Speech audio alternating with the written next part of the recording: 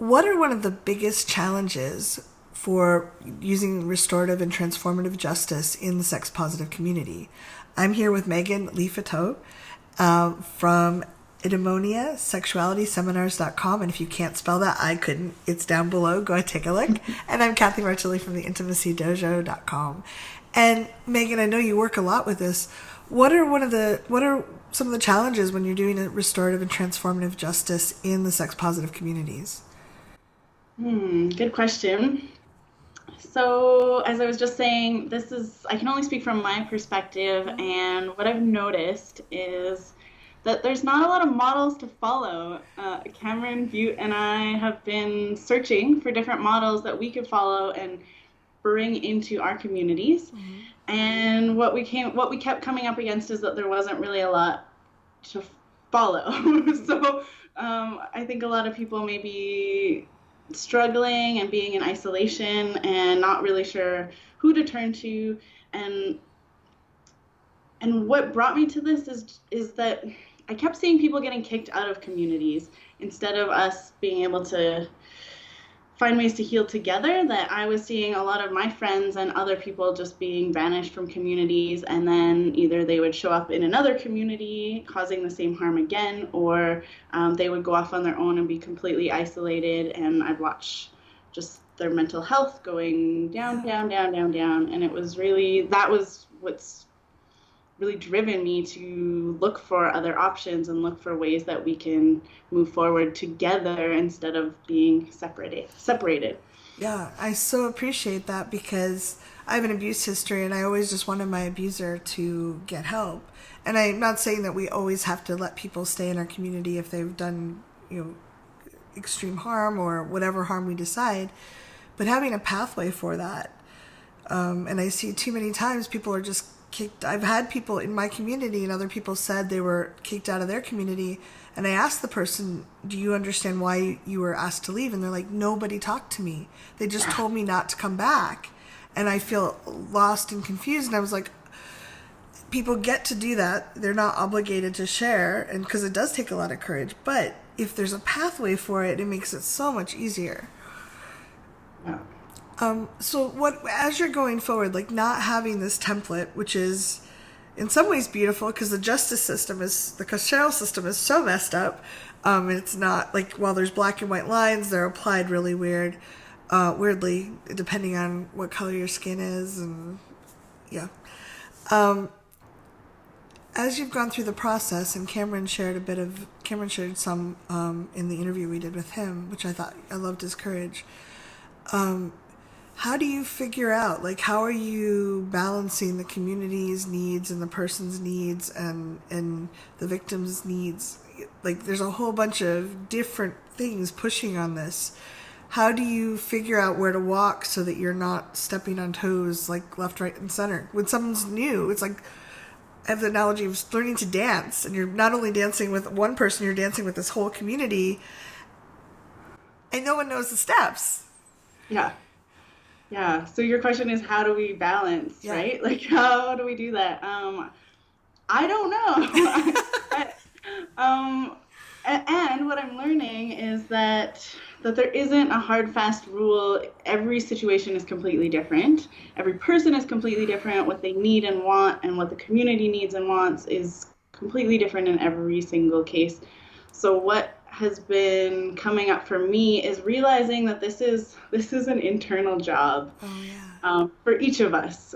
So going from bringing it back to ourselves, bringing it back to what we need as an individual on a case-by-case basis, from moment to moment, coming back to ourselves is what I'm finding is the most powerful, because there is no hard, fast rule, but we have this internal wisdom that we can draw on, and we can honor ourselves from moment to moment from that place of being centered.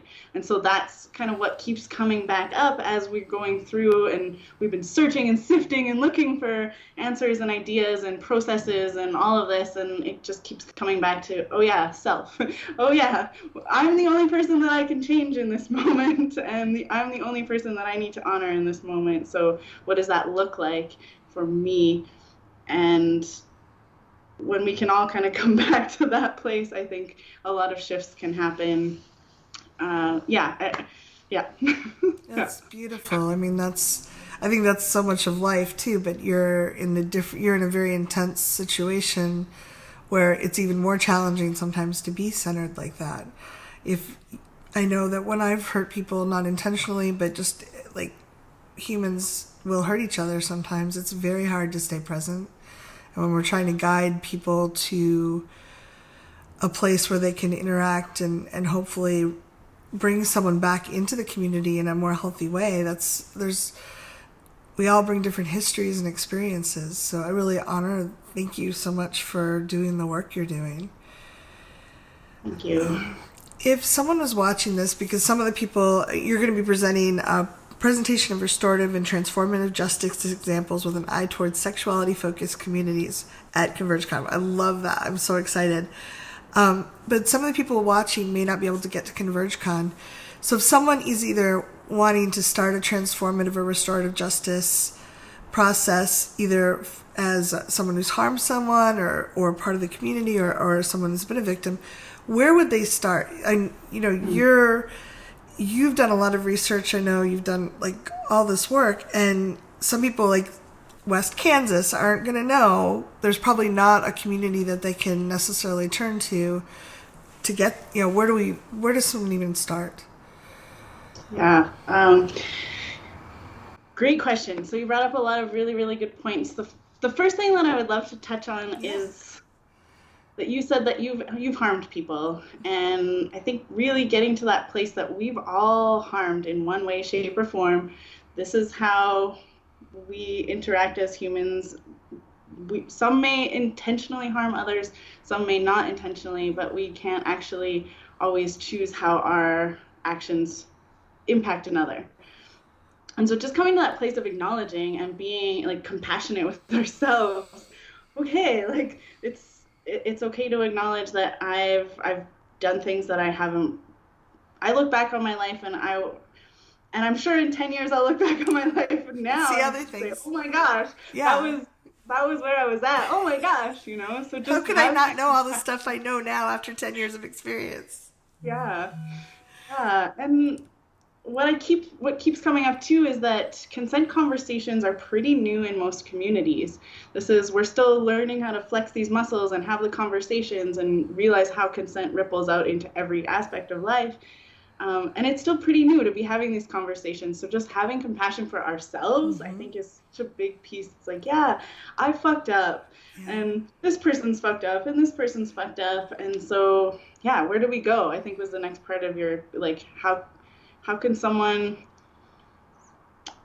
move forward maybe without a support network or without other people in their lives that are doing this kind of work, I think was the next part of, or the core question. Yeah, one, I think that if we can't admit I think when people try to be perfect and pretend they didn't do harm, it creates a horrible tension where they either have to be in denial or not see things.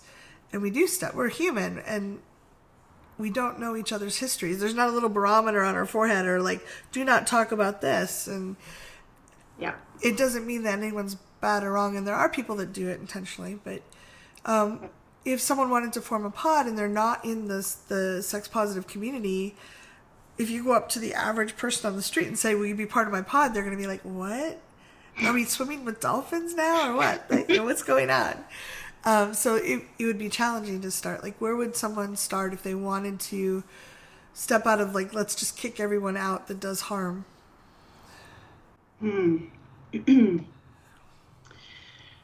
I love that you're asking this question, and I don't feel like I have a hard, fast answer for it. And I think that's been our struggle with this whole creating this workshop for ConvergeCon, which is very, very close to my heart. The description that you read out just now was actually the old description that we had up on the website. Yep. No, and I love that we have the opportunity to talk about this, because I asked Kale to take it down. I said, could you please take this down, because what we're learning and where this is evolving to is changing so quickly that we were having trouble getting it into a description. So we were like, take it down. It's not that anymore. And so the new title for the workshop is Restorative Justice, ? which is kind of where last year's talk ended off. We had a discussion circle about this, and we kind of left off at restorative justice being the next piece to move us forward into this year. And then, so it's restorative justice, question mark, transformative justice, question mark, because we felt like that was the upgraded language and upgraded direction. And then compassionate justice was kind of the next piece, and we put a question mark because that language wasn't even quite fitting as we kept moving forward. And now it's called opening to love. And we're open to that changing too. Yeah. So we put ... because we're like, follow the dots with us. This is moving so quickly, we're not really sure. And when you mentioned like the closing off and constriction piece. Like if we're trying to be perfect. Yeah. Where this, pardon? If we're trying to be perfect and we got to kind of be all this like, it's so much pressure. So much pressure. And so what came up for me, I was reading this book a couple weeks ago. This book jumped out at me. It's called, I have it here, Blue Truth.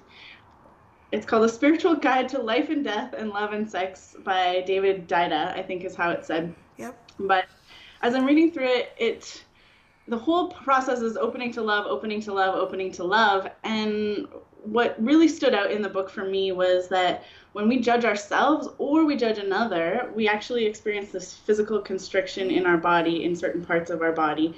And that's the most uncomfortable part, because as we constrict, we're actually cutting ourselves off from the flow of energy in our body. We're cutting ourselves off from others, from connecting with others, from being open to others. We're cutting ourselves off from this compassion. And so that's where most of the discomfort lies, right? Is the constriction. So what we decided to move the ConvergeCon talk into is actually just, we're going to guide people through a process where we can start to practice opening up. We can start to feel whatever emotions we're feeling in our body and open up to that emotion. It doesn't have to be love, and oftentimes it's not love to start. Oftentimes it's rage or anger or sadness or deep, deep pain. Mm-hmm. And so if we can start to open up bit by bit to those emotions, we can actually open up to others. We can open up to ourselves. We can open up to receiving more love in our lives. And I truly believe that on a deep level, we all want more love. And so that's how this has evolved, from us like searching for different process and how can we teach people how to do these process and how this happened. And then it kind of evolved to like, okay, we can make changes within ourselves. And that's actually the most effective. And that's the starting place, right? Like that's where we can only really make change from here, rather than pointing outward saying you're doing it wrong, I'm doing it wrong. It's like, okay, just being with whatever is and practicing opening. That's what we're bringing to Converge now, and it's changed so much in the last few months. So yeah, I'm excited. I can't wait to hear your talk, and I would love to talk with you more, but I don't want to make this too long. Maybe you can come back and answer some other questions another time if you're willing. But as we're wrapping up, can you tell us why you're excited to be at ConvergeCon? It's where we met, actually. And it's coming up pretty soon.